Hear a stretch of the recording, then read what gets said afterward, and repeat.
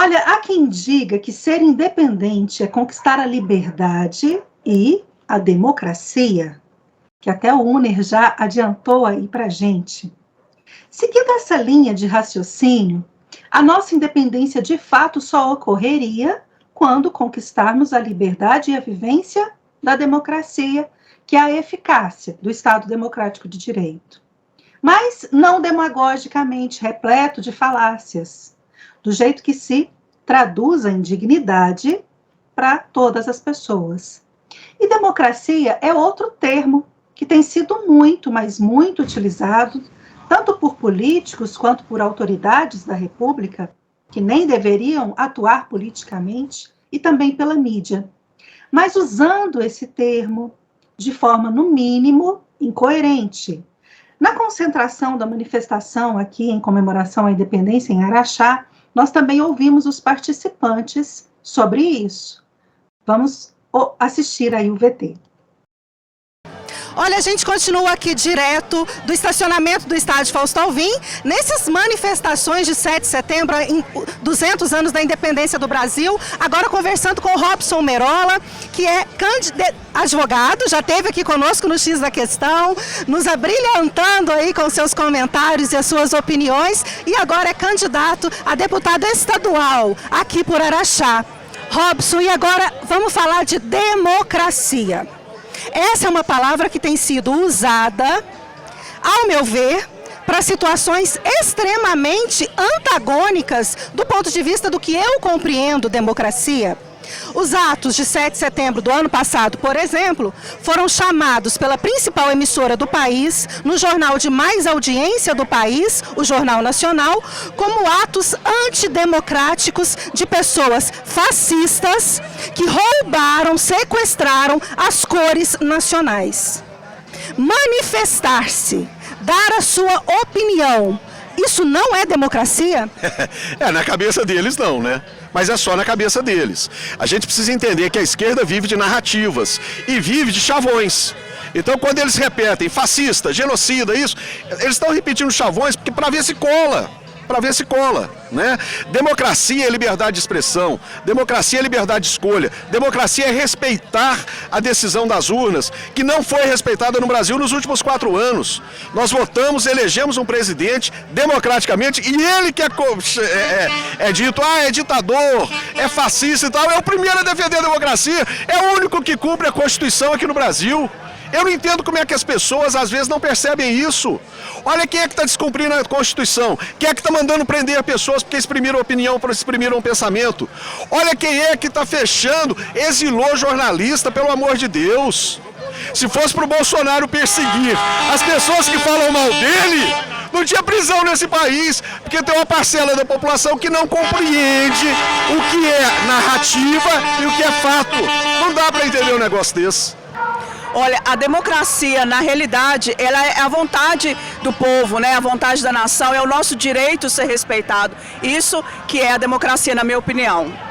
E democracia para a senhora? O que significa democracia para a senhora?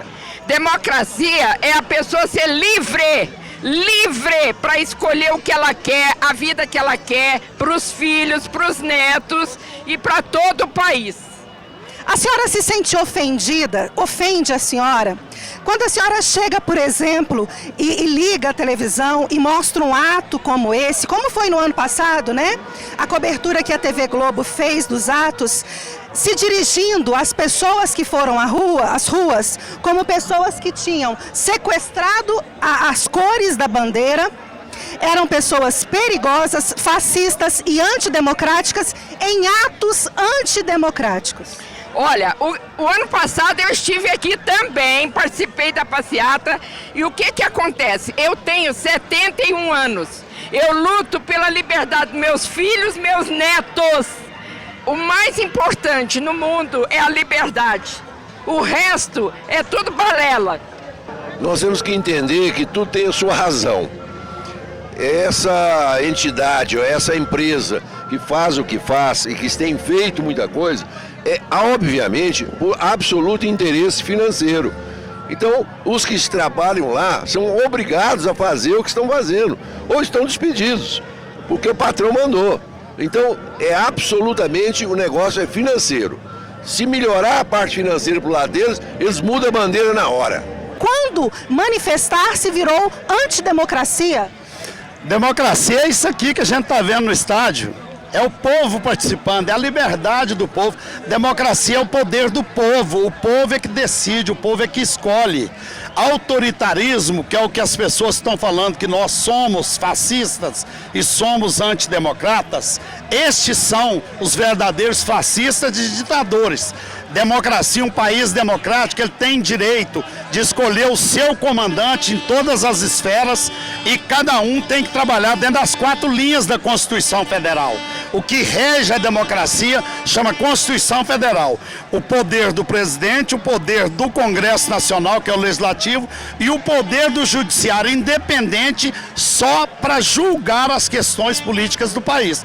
Hoje nós estamos vendo o inverso, nós estamos vendo um sistema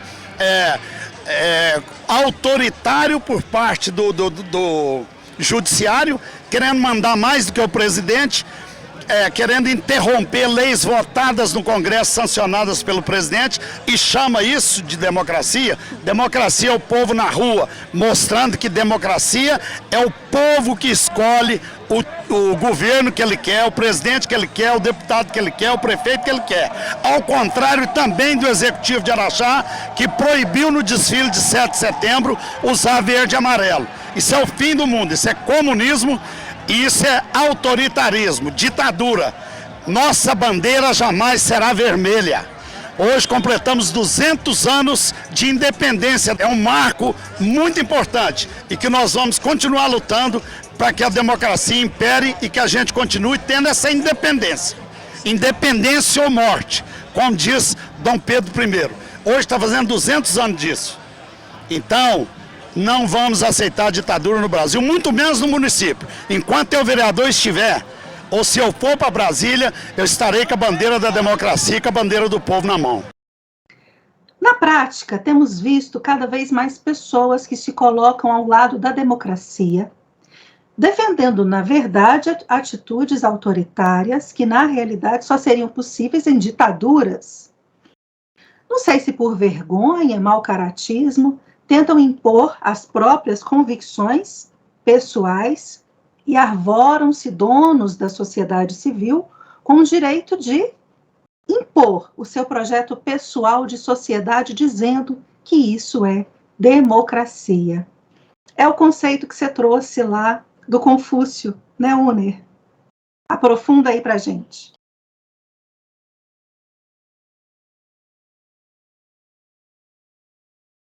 Sim, sim. O que eu acho que vale a pena a gente comentar é que como que a imprensa, né, e também algumas pessoas que estão aí nos cargos de liderança, de poder, trabalham, né? Eles pensam algumas pessoas em manifestações sabiamente democráticas e fazem um megafone dessa manifestação que, por exemplo, geralmente é que eles utilizam, de que a pessoa está pedindo o artigo 142 da Constituição, está lá pedindo intervenção militar, né? Só um parênteses antes da gente continuar. Será que não é democrático, num regime democrático, né, um regime no Estado de Direito, você querer que as Forças Armadas assumam o governo do país? Veja, eu estou fazendo uma pergunta.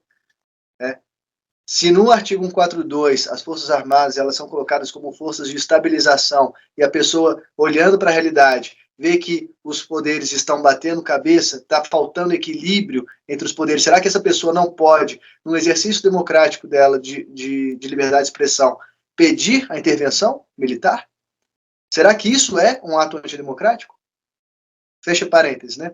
Então, geralmente, o que eles fazem é pegar algumas pessoas que fazem esses pedidos que podem ser trabalhados dentro de uma narrativa ali no seu programa de televisão, no jornal e tudo mais, para criar uma espécie de medo na audiência e colar esse tipo de manifestação à imagem do presidente, que é um militar, que fala com muito vigor contra os seus opositores políticos, porque vê neles uma ameaça real à democracia.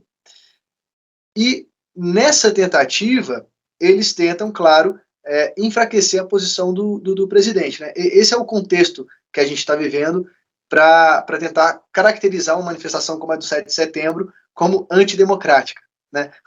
Qualquer pessoa que esteve na manifestação, qualquer pessoa que tenha visto a manifestação, ela é forçada a acreditar nos próprios olhos, né? Não tem como você imaginar que todas aquelas pessoas que se reuniram pacificamente nas ruas, né? Velhinhos, senhorinhas, crianças, bebês, né? Estavam ali,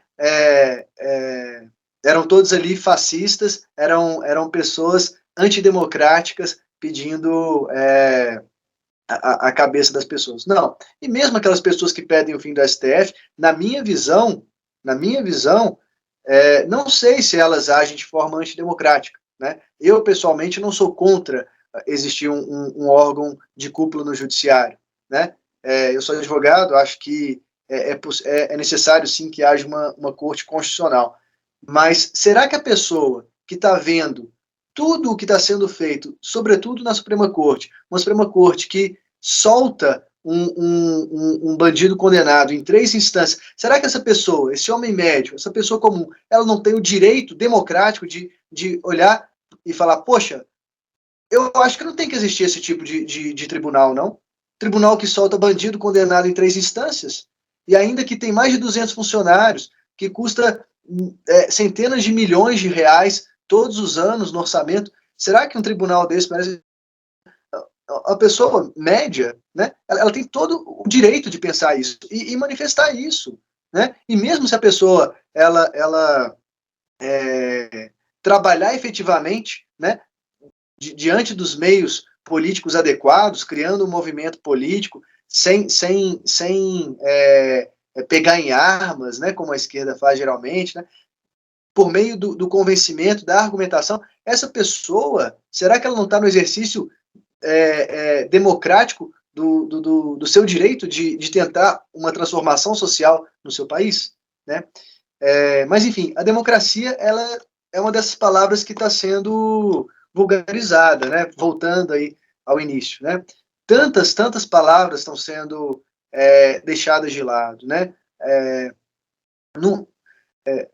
Acho difícil que consigam fazer uma transformação social tal como querem, sem antes passar pela destruição da língua, né? Sem antes passar pela ressignificação das palavras. Democracia é uma delas, né? Democracia, para grande parte dos opositores, é o que eles chamam de democracia, né? E eu recordo, né, voltando aqui à palavra do Confúcio, que me parece muito boa, né? Essa de que, olha, se nós perdemos o significado das palavras, né, se a democracia já não mais significa a democracia como regime democrático, né, o governo do povo, pelo povo, né, parágrafo 1º do artigo 1º da nossa Constituição, todo o poder emana do povo, né, o significado básico da democracia, se ela já não significa mais isso, a gente está entregando para outras pessoas o poder de definirem isso. E aí, de volta, né, volta àquela conclusão.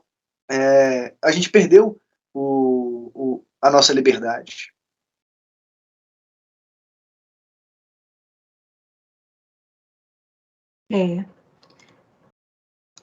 Assim, eu acho, sabe, só voltando lá no seu raciocínio, eu acho que se o artigo 142 está na Constituição, por que é antidemocrático ou inconstitucional alguém manifestar o desejo de que seja cumprido aquele artigo 142? Em qualquer dos poderes, não estou dizendo só no Supremo, não.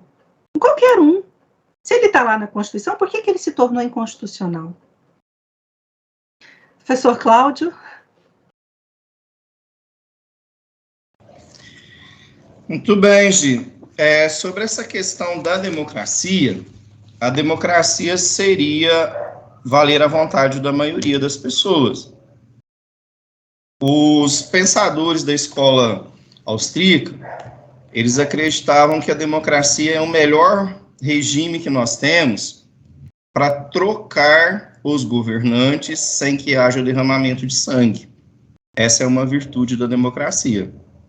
A possibilidade da alternância de poder sem a necessidade daquelas revoluções que nós já vimos no passado, né, que morriam muitas pessoas.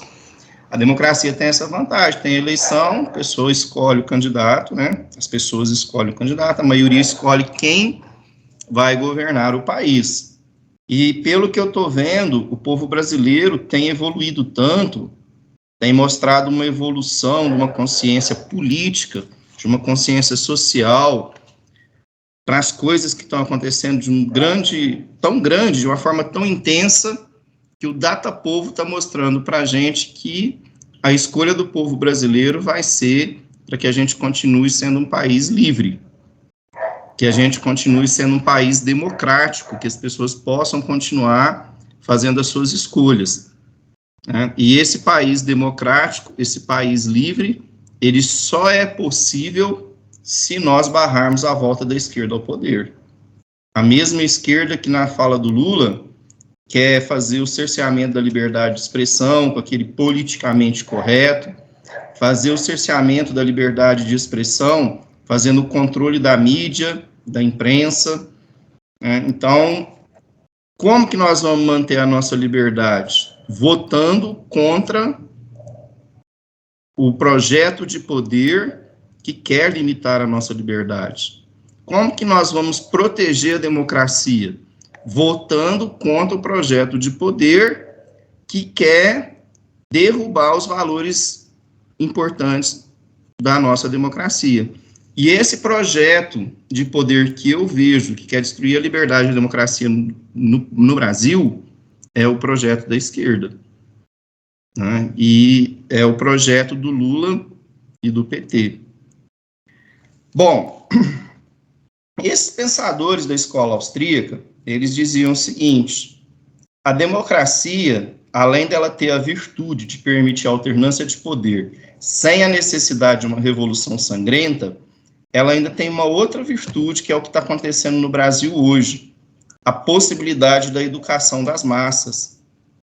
Então, o povo se educa através dos debates que existem na democracia, os confrontos de ideias, de projetos políticos. Olha nós, brasileiros, tanto que nós evoluímos, né? O Uner citou aí a questão do Olavo de Carvalho. Olha como as discussões que o Olavo trouxe fez a gente ver o que estava acontecendo no mundo e para onde a gente ia. Hoje a gente tem uma visão clara disso e antes a gente não percebia. Então, houve a educação, né, do povo. Quando a gente vê hoje o Bolsonaro falando sobre a questão da nossa liberdade, sobre as mudanças que precisamos fazer no nosso país para melhor, como a nossa economia tem evoluído e aguentado o tranco aí na pandemia e na guerra, e o povo vem tendo acesso a essas informações, mesmo que a nossa mídia hoje esteja aparelhada por militantes de esquerda e não mostre isso. Mas essa informação está chegando nas pessoas. E as pessoas estão se educando. Como disse Bolsonaro lá no discurso de Brasília, do Rio de Janeiro, no 7 de setembro, né? Que hoje as pessoas estão tomando consciência do que é o Congresso, do que é o STF, do que é o Poder Executivo, do que é a política no nosso país. Coisas que antes as pessoas não tinham consciência. Mas os economistas da escola austríaca, da escola clássica, eles veem essas duas virtudes na democracia, mas veem um perigo. Que a democracia, como ela representa a vontade da maioria, ela também pode ser usada como um instrumento de opressão que tira as nossas liberdades individuais. E quando eu penso que no Brasil, pessoas autoritárias, como a esquerda, do politicamente correto, do cerceamento da liberdade de expressão, do controle da mídia, possa vir novamente a governar esse país algum dia, como já ocorreu no passado, eu fico pensando como que a democracia vai estar sendo usada para destruir as nossas liberdades e para destruir a própria democracia, como ocorreu lá na Venezuela. Eu vou só ler, assim, bem rapidinho, é só um parágrafo do Hayek, que ele fala sobre isso, eu acho que ilustra bem isso que nós estamos discutindo. O liberalismo, segundo Hayek, está preocupado basicamente em limitar o poder coercitivo de qualquer governo, seja ele democrático ou não. Por outro lado, o democrata dogmático reconhece apenas um limite aos poderes do governo, a opinião atual da maioria, que a gente sabe que ela pode ser uma opinião baseada em fatos racionais, né, baseada na realidade, como ela também pode ser uma opinião manipulada, que é a questão do polilogismo usado pela esquerda. Hayek repete o que Aristóteles já havia dito, que a democracia pode resultar em poderes totalitários. O liberalismo é uma doutrina sobre o que a lei deveria ser, enquanto a democracia é a doutrina sobre a forma de determinar o que a lei será. Enquanto o liberalismo prega a isonomia das leis, isto é, a igualdade de todos perante a lei, a democracia é um meio para se tentar alcançar tal finalidade.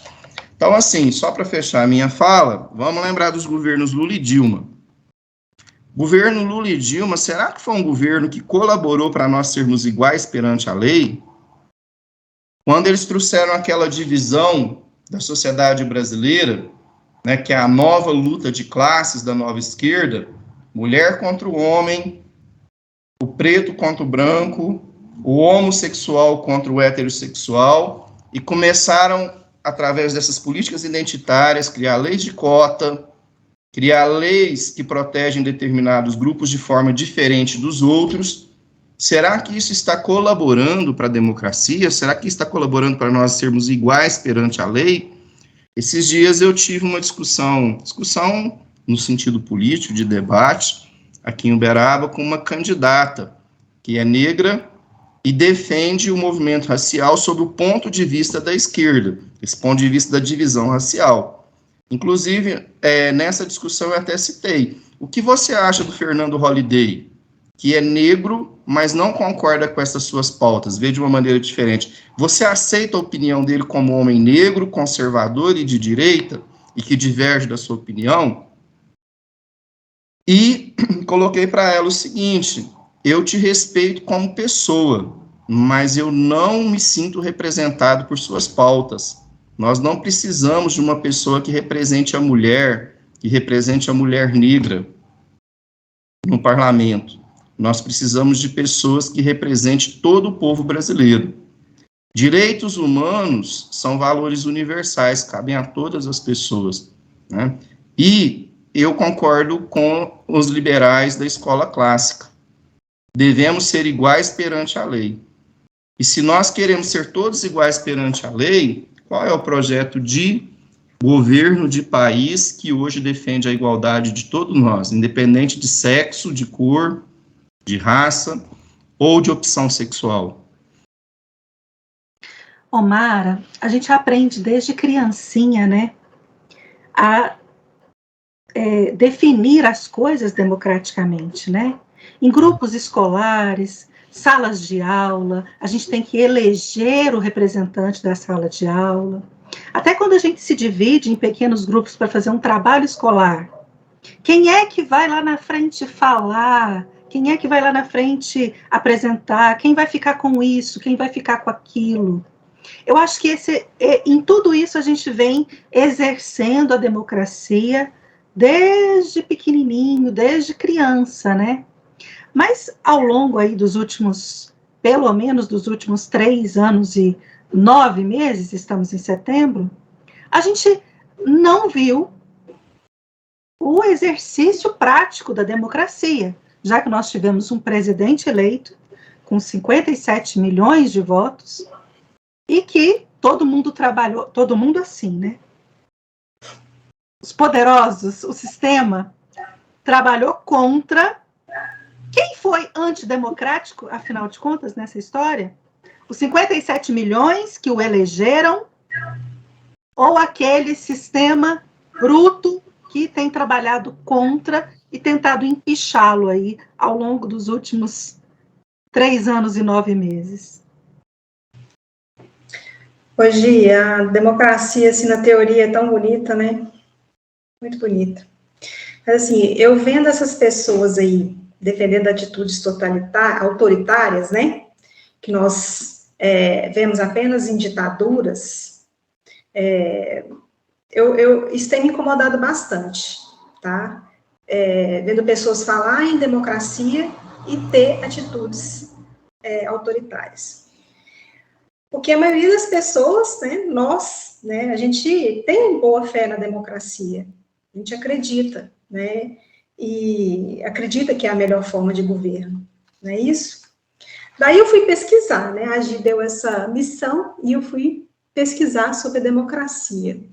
E eu me surpreendi bastante com a pesquisa que eu fiz, tá? Eu baseei meus comentários hoje num curso que eu fiz essa semana, depois que a Gi me deu a missão, no Brasil Paralelo. Eu até recomendo as pessoas assinarem essa plataforma, tem cursos muito interessantes lá, né, assim, é uma aula de história sensacional, recomendo todo mundo que assine Brasil Paralelo.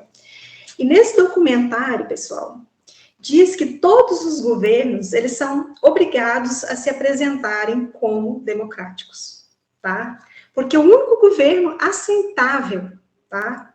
E legítimo do ponto de vista da opinião pública, tá? É o governo democrático. Saddam Hussein se dizia democrático. Chaves também se dizia democrático. Então, se a democracia é a única forma de governo, tá, legítima, todos os espectros políticos, ainda que não sejam democráticos do nosso ponto de vista, tá, também passam a ter uma democracia para chamar de sua. Então, você tem uma democracia que é reivindicada aí no campo reacionário, você tem uma democracia reivindicada no campo liberal, uma democracia reivindicada no campo conservador, e uma democracia que é reivindicada aí no campo socialista, tá? Então, a democracia, ela se tornou aquilo que chamam de conceito essencial básico da política, tá? A democracia, ela tem uma elasticidade, tá, semântica e uma pluralidade de significados, tá, que quando alguém fala de democracia, você não sabe exatamente o que a pessoa está falando. Então, e isso ajuda a todo mundo gostar da democracia, tá? Já que cada um pode ter a sua democracia. Mas, historicamente, claro, né, democracia é o regime do povo, tá? O voto da maioria, não é isso? Mas, no cenário atual, né, se tornou minoria, vocês concordam? Porque nós temos aí uns 700 políticos lá em Brasília, togados ou não, né, que decidem sobre a vida de todo mundo. Então, essas 700 pessoas estão lá decidindo sobre a vida de 215 milhões de pessoas. 215 milhões de brasileiros. É muito poder na mão de poucas pessoas. Não é verdade, pessoal? Então, assim, Aristóteles e Platão, tá, eles consideravam a democracia, a oligarquia e a tirania as más formas de governo. E as boas, eles consideravam a monarquia, a aristocracia e a politeia, que eu fiquei conhecendo agora. Nós teríamos que ter aí um outro programa para poder estudar isso daí, tá, pessoal? Não dá para falar tudo aqui em 5 minutos, não, que a Gígora mesmo puxa a orelha. Mas, resumindo, na obra A República, Platão, ele fala que se os governantes visam o bem comum, nós temos a politeia, né, que é o governo do povo, a forma pura, tá? Se os governantes pensarem apenas nos seus interesses privados, aí nós temos a democracia, tá? Que é a forma impura, que pensa somente no interesse próprio. Tá? Eu fiquei chocada com isso. Exatamente o contrário do termo moderno, né, que a gente conhece hoje, né, pessoal? Então, por meio da manipulação das massas, os governantes aí, eles podem utilizar o Estado para ter os benefícios particulares. Então, Platão, ele repudiava a democracia por ser o poder desmedido de muitos, votando pelos seus próprios interesses, tá? Sem freios, sem amarras. Então, assim, eu não estou aqui defendendo nem esse, nem aquele regime, tá? Pelo amor de Deus. Só estou aqui contando para vocês o curso que eu fiz no Brasil Paralelo, que eu achei super interessante. Estou passando para vocês aqui. Mas, através desse estudo, eu quis trazer essa reflexão sobre a democracia, que significa o governo do povo. Então, a partir disso daí, eu pergunto para vocês, pessoal, o poder, ele está nas mãos do povo? As pessoas que estão lá, né, trabalhando, nos representando, eles estão trabalhando em benefício do povo? Você tem o poder de decisão nessa democracia que a gente vive? Ou você só é obrigado aí a obedecer a decisão dessas pessoas que estão lá, que às vezes nem foram eleitas no voto, sei lá, foi por legenda, às vezes você nem votou nessa pessoa, tá? Então, quando os políticos democraticamente eleitos, eles percebem a passividade do povo quanto às suas decisões, tá? Esse é um bom precedente para que esse político ele passe a suprimir as liberdades individuais das pessoas, tá? E se perpetuarem no poder. E para finalizar, né, tem um trecho que eu vi nesse curso que me fez refletir muito, pessoal. Me fez pensar bastante. Foi que Jesus, ele foi morto democraticamente. Uma maioria simples votou para assassinar Jesus, sem nem mesmo precisar apresentar motivos. Então, fica aí a reflexão sobre a democracia, tá? Que talvez explique um pouco, né, o porquê de estarmos vendo pessoas tão autoritárias falando sobre democracia. Estamos na democracia da Coreia do Norte, na democracia da China, mas não na democracia da Grécia Antiga, né? Assim, estamos numa democracia bem diferente.